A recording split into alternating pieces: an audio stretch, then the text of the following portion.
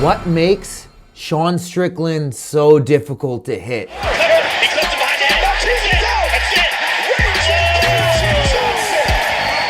He doesn't seem like he's using a regular blocking system. Yet Izzy, arguably the best striker that we've ever seen in the UFC, can't hit the guy? It doesn't make sense, okay? So we're gonna figure it out right now. We're just gonna take a look at this and see if we can understand what the hell's going on. Right away, we see that the shape that he's in is not common.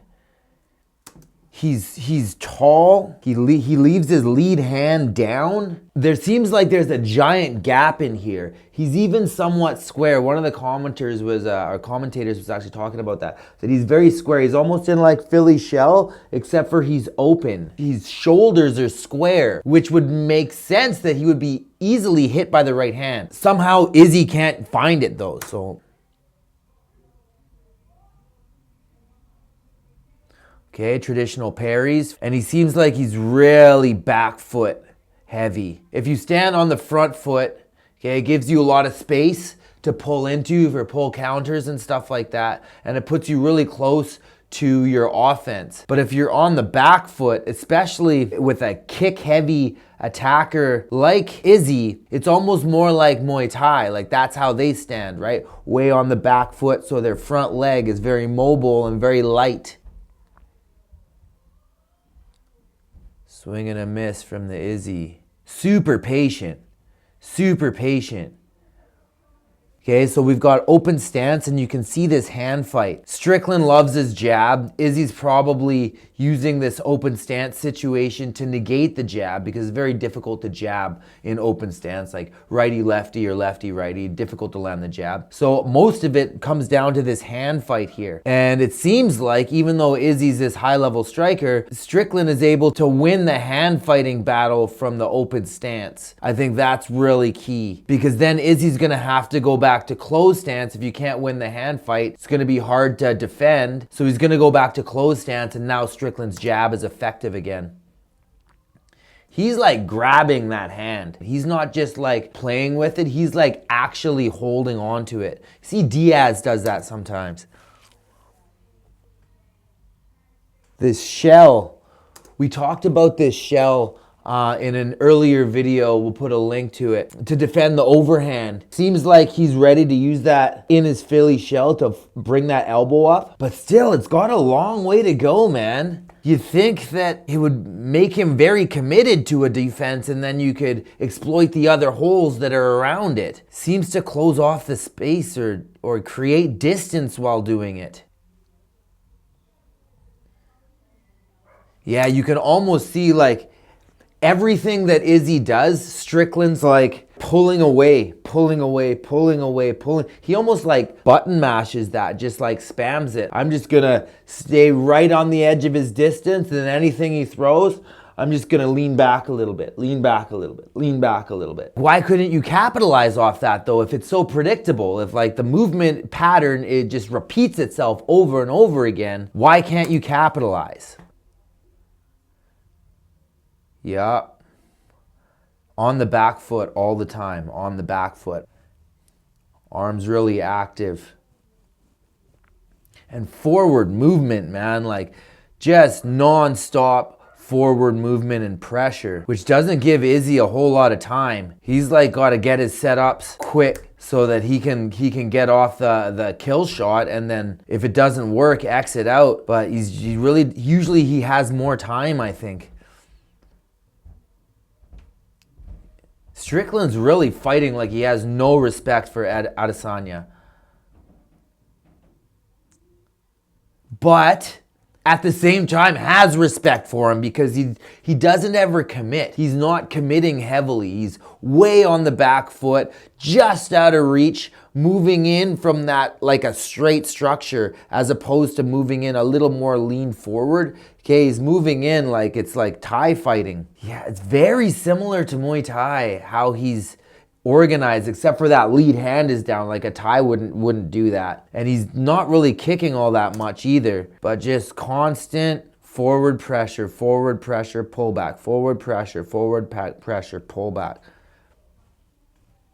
Always that little slip back. But like, how many more movements do you have once you've slipped back that far? You're already on the back foot. So if you can't move your head back too much farther before doing the weird matrix back bending type Anderson Silva got knocked out by Chris Weidman type maneuver, you would think that Izzy would press there. Like, okay, I know he keeps sliding away. Why wouldn't you just like throw another or like shift forward and hit him with a kick or a punch or something, man? Something that covers that ground.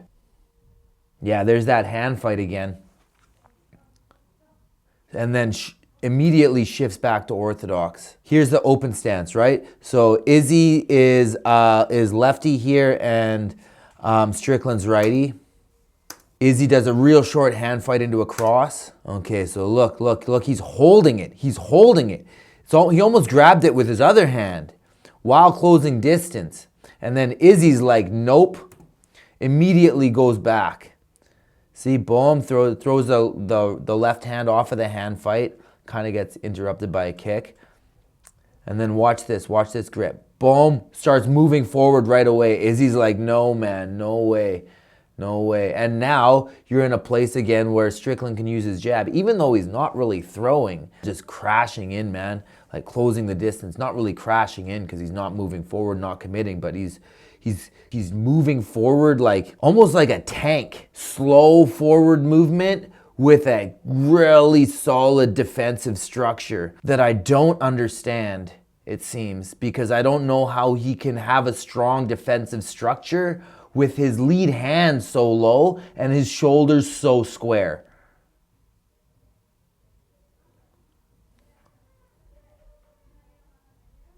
Like, what the hell, man? What is that jab block? What are you doing there? How does he block this jab? Look. What the hell is that? I've never in my life seen somebody block a jab like that. He's like committed with both hands, like almost crossing them over. You would think that there would be holes right around that guard where you can easily fit your left hook, your overhand. It's almost Wing Chun. He's like covered center line completely, right? Like, yeah, both hands reaching out to stop those punches. Yeah, doing it again. Yeah, it's like something like that. He just picked off the jab with his lead forearm like that, like crossing over it. Like he knows the attack's coming here and he goes there. This looks a lot like Wing Chun to me, and that's weird. This is a better angle. Throw something at him, Izzy.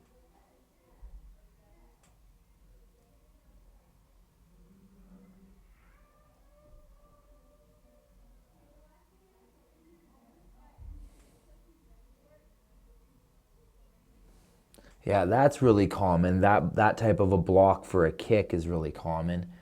But it's like he blocks punches like that too. Watch where his head goes. He uses this lead frame. See, he's always like kind of ready with that front arm to bring it up. I swear I just did a video on how Taekwondo blocking doesn't work. Like, why is it every time I do a video on something, I immediately afterwards see somebody do it and it's useful? That looks like a block, like a rising block from Taekwondo, man. What the hell is that? And it's effective against Izzy. That being said, Izzy is not a boxer. He is a kickboxer, more of like a Dutch style kickboxer. Okay, so the overhand, right? Makes sense. Dude's doing this. Why wouldn't you try to throw something over like that? Makes total sense. Strickland goes like this. That front arm comes out as we were talking about, and then his head leaves the space towards the right. The front arm, the back arm is reaching out like this here. You would think this would just leave you open for a nasty hook. Also, couldn't the straight get in? Couldn't you play between overhand and then the straight right hand and put that straight under that block once he commits way up there?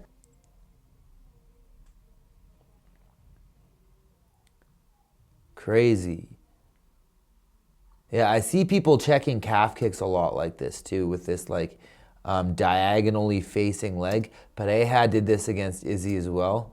Watch this check. Like normally your shin is supposed to face straight up and down, right? But look, see how he bends it to the inside? It's starting to become more and more common. Makes sense for the calf kick. Yeah, open stance, right? So he's hand fighting again, hand fighting. Ooh, there it is. Okay, so he pulls out from the kick. Open stance. Izzy's drifting to the left. Not the best idea as a southpaw, but it is necessary sometimes. Strickland is walking forward literally like this. He has both hands in the center of his chest. Did he do Wing Chun? Did he do Wing Chun? Like, is that a thing? You can see Izzy switched back to closed stance here. Strickland still keeping his weight way on the back foot. Feinting with that jab, right? It looks like he's ready to block the hook like that, right? Like he's like, that's kind of the system. Reaches out with the long hook. And Izzy was here, right? Looks like he was waiting for the hook to counter with his own hook. I'm not a huge fan of countering the left hook with your left hook. I'm not saying it's not possible. It's definitely possible, but it seems like a little... Like the guy, what if the guy's hand is up, right? How are you gonna hit it? I'd way rather go with the right hand personally. And it looks like Strickland is gonna end up right on the inside of it. Yeah, so Izzy, and then Strickland's gonna find that line right to the inside. Bang! Scrambled, boy. I know what that feels like. That sucks. This is pretty crazy to me too, like how he was able to stay alive through this. Izzy's a tough dude, man. He will not quit. And he's picking off a lot of those shots. That one got in. But he's still got his wits about him. Giving the top of his head, right? Trying to make the guy hit him in the top of the head is way easier to take shots there than the front of the face, that's for sure. These are going off his arm, it looks like. Strickland's got a grip on that far hip and he's just smashing. I've never seen that in my life. I've never seen somebody in the middle of getting smashed give a thumbs up to the ref like they're in the middle of a choke or something. That's insane. Yeah, pretty amazing ability by Izzy to weather that storm. That would have put most people out for sure. I don't think Strickland did a lot in this round, but he still didn't get hit, so it's definitely worth looking at. That's what we're trying to figure out. What the hell is this defensive system? Strickland does some weird stuff too. Like he's all about, we're looking at his defense right now, but even his offense is really weird. I was looking at some of his other fights. So that front fist, back fist shot that we did a video on, he uses that. Like if it's awkward, he's down.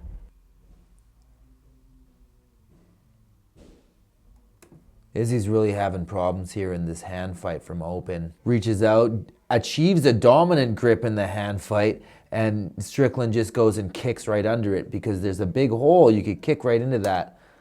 Bang. Annoying. Now he steps back a little bit, reaching, gets a dominant grip, right? Fires his right hand. Since he has a good grip, Strickland probably expects that cross to come, right? And then whoosh, disappears into space. Like, this is weird. This hand positioning here. I don't see the advantage at reaching your hand out in that manner, but the angle that he's slipping his head back to, just far enough where he can't get hit by this hook. Or left overhand, it looks like. I don't see a whole lot of people do that.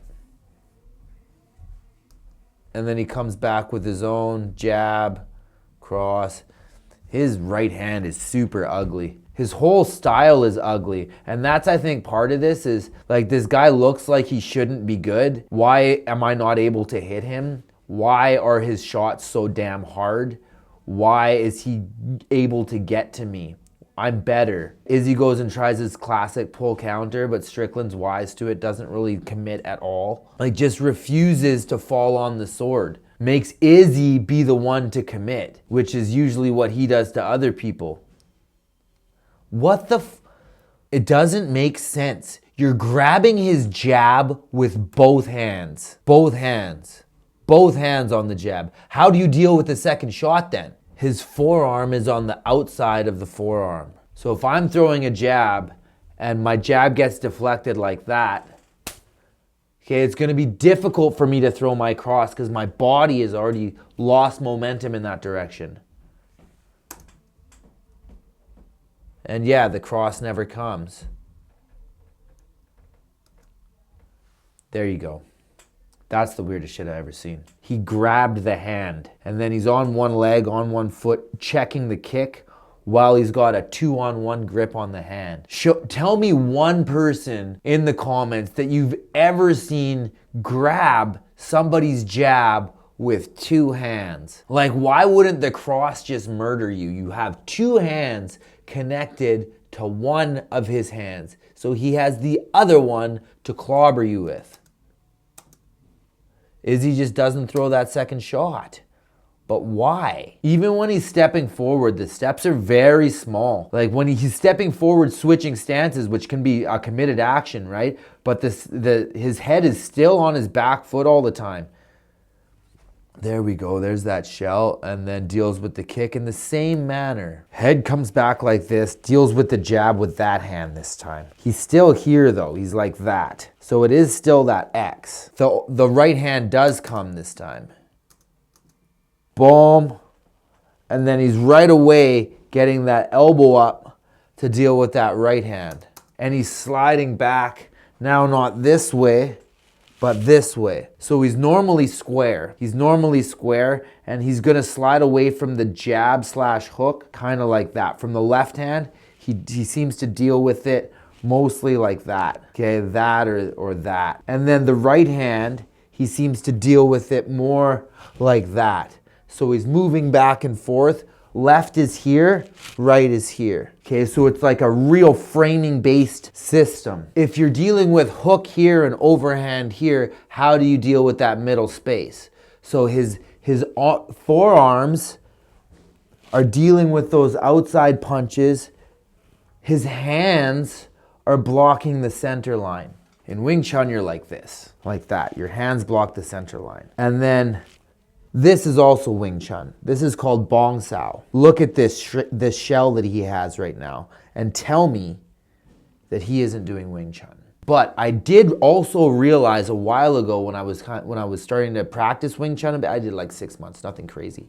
I saw some similarities between like old boxing and Wing Chun. Okay, they're using wider framing systems, not like tighter, close blocks, which are more hand intensive. Like he's walking him down from punching distance or maybe even kicking distance. If I'm Izzy and somebody's walking me down like that, I'm gonna go all the way in. Like I'm gonna shoot a takedown, I'm gonna get to a body lock, or even like get to a clinch, like a tie clinch, and start hitting him with shorter weapons, trying to take him down, get to his back. This is one of the major reasons why it's so important to be diverse. If you specialize in one thing, like, oh, I'm a great striker, or I'm a great wrestler, or my jiu-jitsu, whatever. If you're a specialist, eventually you're gonna fight somebody that is better at that thing than you are. At that point, it would be ideal if you had other things to go to. If Izzy had developed his grappling game to a level where he could rely on it, he'd probably still be undefeated as champion. Pereira probably wouldn't have been able to beat him. Strickland would at least have to think about something else while walking him down. I'm not saying it's a bad idea to walk down a wrestler, but it may not be the best idea to walk down a wrestler with that kind of shape, with that straight up form like that. Their ability to enter into your legs and shoot a double leg, it's going to be pretty easy for them to get to. Now maybe you have judo or something to rely on and you can use that for sumigashi and throw them and get on top, maybe. But I don't think Strickland has that ability. Maybe I'm wrong. But if Izzy had a solid double leg, I think this would be a very different fight. Still uncommitted, yet walking forward with what looks like his hands down. That back leg just drifts behind all the time. I wonder if he's doing it for a reason. Some sort of method to the madness. Let's just go to the end of the fight here. At the end, like, Izzy was just on his bike, man. I figured that in the last little bit, he would open up and commit to something. And I think that Strickland was hoping he would as well. Like, that's what's happening here. Like, he's all talking to him or whatever, as Strickland does. It's crazy that he didn't talk more, actually, because he usually is super vocal. If you're Izzy right there, that's terrifying, man. This dude's, like, coming at you, screaming it. It's like, I'm sure Izzy was probably bullied as a kid. Most of us were. That's why we fight. But that's just bringing him right back to childhood. Like, some dude just screaming at you. Like, nobody would do that as a pro fighter except for this guy. Scream at you while marching forward with his hands like this or like this. Like, let's go. Man. Like, why wouldn't you try? Why wouldn't you try to just give something? Like, okay, maybe I go out here, but maybe I can get to him because he's got his hands super low now and he's marching forward. Like, wild. Absolutely incredible.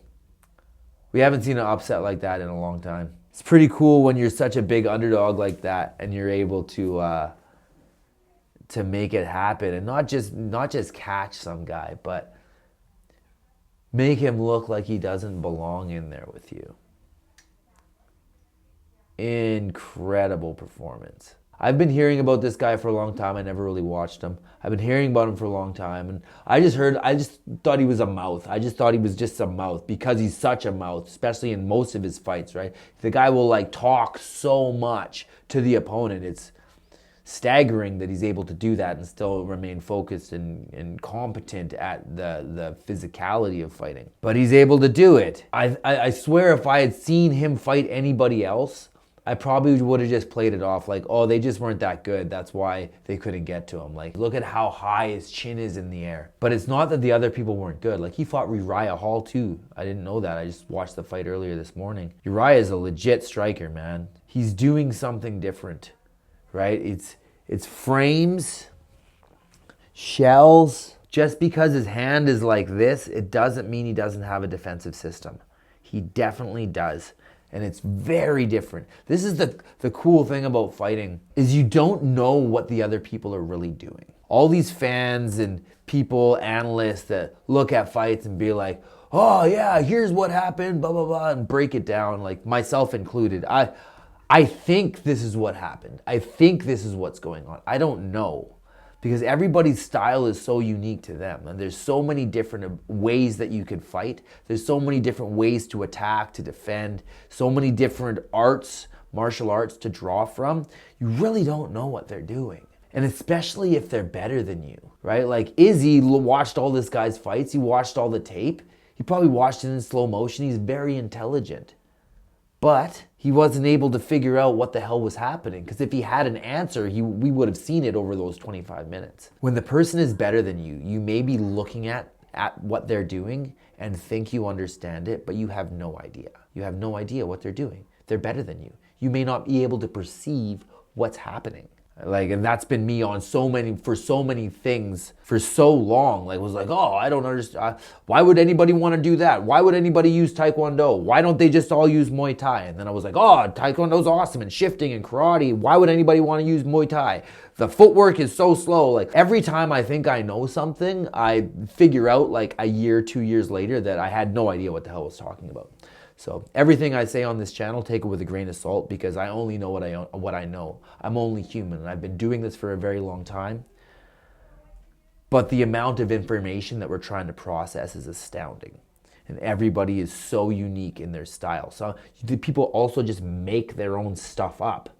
It's not like they took it from Muay Thai or they took it from Wing Chun or whatever. They just made it up. They just started doing it because it made sense to them in their body. And then you can see that, oh, if we look at early 30s boxing, oh, it exists there. If we look at Kung Fu and Wing Chun, oh, it exists there. Oh, if we look at Muay Thai and their framing system and how they get grips, oh, it works there too. It's from all these places. So did he take it from there? Maybe, but maybe he just figured it out. This is why it's the coolest sport in the world. This is why you should almost never bet on fights. I would never bet on a fight because you never know. If you are going to bet on a fight, don't bet on the guy that is the favorite. Just bet on the underdog. But yeah, if you guys have any ideas as to anything else that this dude was doing, drop a comment. As always, like and subscribe. Peace out, guys. One love.